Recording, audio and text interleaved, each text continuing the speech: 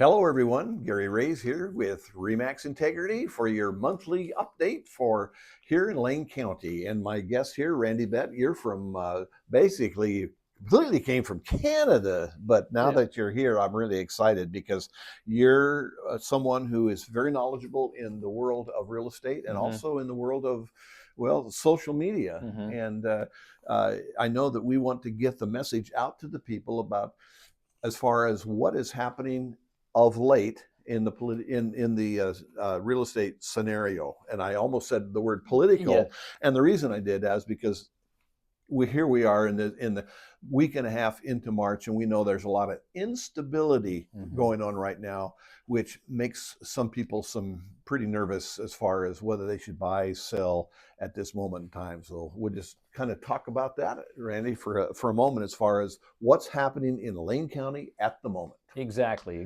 Randy Bett here with Best Town Agents with Gary Raze. And he did bring up an important point that will affect real estate and obviously the rest of the economy is instability. But right now, Gary's going to talk about what's happened month over month from January to February of this year in Lane County as far as real estate. So I'll let you take it away there, Gary, and bring us up to speed. Well, as you know, December was slow for the right reasons. January, it picked up pretty significantly, and that was kind of a surprise. And I expect that to continue, of course. But what I have learned from our stats that just came out, things have kind of flattened out at the moment. The actual average price has gone down a little bit from last year, which is personally that's helpful. I like to see the prices go down because we need to have good affordable housing, but it hasn't gone down very much. It's just a few percentage points. As far as listings are concerned, now that the daffodils are popping out of the ground, we're starting to get a lot more listings of just the last 2 weeks, and that's an encouraging part because we need to see more homes that people can choose from. So that part has improved. The time on the market, that's the interesting thing. You know, it used to be, let's see, it's 2 o'clock. We should have that thing pending by 3:15. That's not the case today.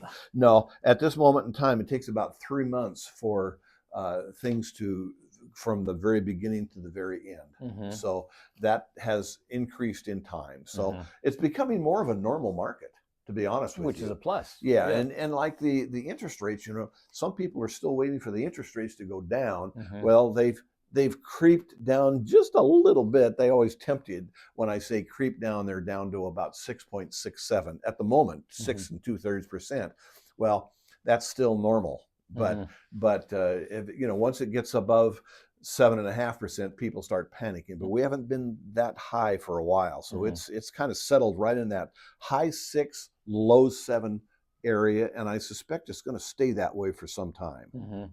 So that's kind of where things are at the moment. We're kind of in a intermediate time frame where March is going to just be really accelerated from February. Yeah, so I can definitely see that. The one thing that I'm hearing is that if the listings have stayed relatively steady, there's longer time in the market. It may be good for buyers coming in. At least they've got an opportunity to wait for the right home instead of being in a rush.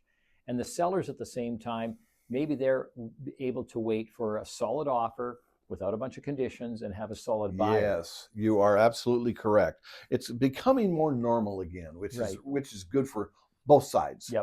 As you know, back when COVID was happening, we call it free money because it went down to like 2.5%, 3%, which has never been that way in my entire lifetime, and I'm only years old, and so that's not going to happen again. No.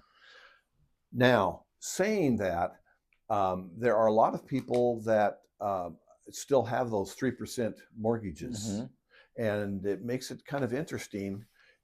So, because if they get rid of that particular mortgage and then buy another house, and now they're paying 6.5%, that's a significant change in their outgo of their monthly costs. So that's something to consider. Now, it's also can be a trading chip. For example, let's say that I have a 3% and you want to assume my mortgage. If I'm a vet and you're a vet, you can assume my mortgage at 3%.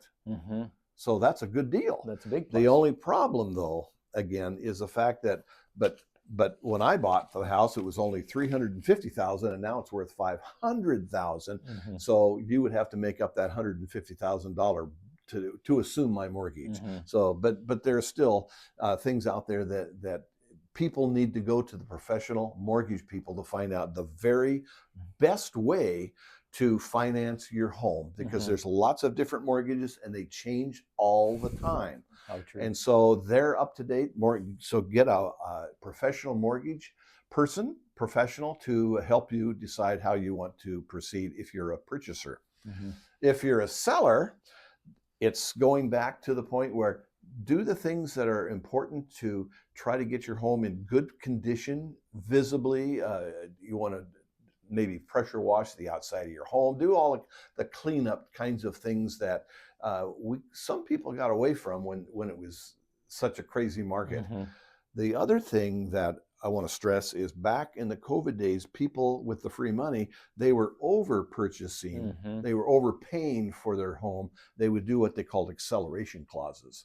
And so they would try to beat all the other offers out, and everybody would keep raising their prices. Well, the value of the home stayed down here, but people were overpaying. And that was a problem. We don't have that today. It's back to a normal situation where if you have 2 or 3 buyers for your home, it's still going to be a scenario where they're not going to overbid very much to try to purchase your home. And that's a good point for both sides, because the appraiser, let's pretend that you had 5 buyers that wanted your house back in those days, and everybody jumped the price way up. And then the appraiser came in and had to dampen the mood because the value was still down here, and that appraisal stays. So at any rate, we are in a much better scenario today, simply because we're back to normal interest rates and we're back to normal pricing. So when I look at real estate, I look at maybe broadly 3 groups. You have the first-time home buyers, you have the people moving up, and then you have the people, downsizing type of thing. In Eugene, Lane County, what's that ratio like? Is there enough homes for first time, the people moving up and the people moving down? What's happening? That's a great question. The first-time home buyers is the most difficult for them right now because of the prices, and that's too bad. As far as the move up and the move down buyers, that's where the market really is. There are so many baby boomers out there, and when we say baby boomers, most of you know what that is.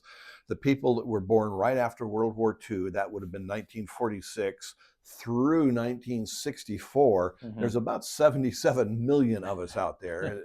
And there's 11 million of us this year that want to sell and downsize, because those stairs, they don't get any flatter. No. And the knees don't get improved unless you get a knee operation. So bottom line is, a lot of the seniors out there are starting to downsize, which is perfect for the move-up buyer because they need more room.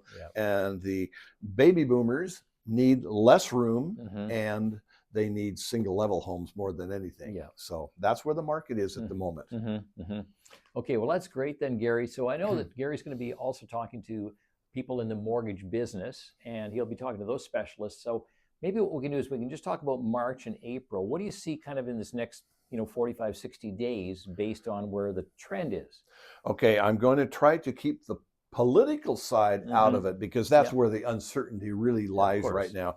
There are many people, not so many in Oregon, but still several. There are people that are getting laid off due to the current administration. On the East Coast, there are a lot more people that are being affected by this because of the government jobs, and there's millions of those people that are being affected. So, but back here in Oregon, we're going to have some adjustments from people that will need to sell now because of the job loss. And so that part is the unknown for me to comment on, because really we don't know where this is all going to end. And right now, folks, we're talking, this is March 13th. So this array of instability has only happened in the last few weeks. So we don't know where this is going to end. But let's pretend that things live happily ever after. Yeah.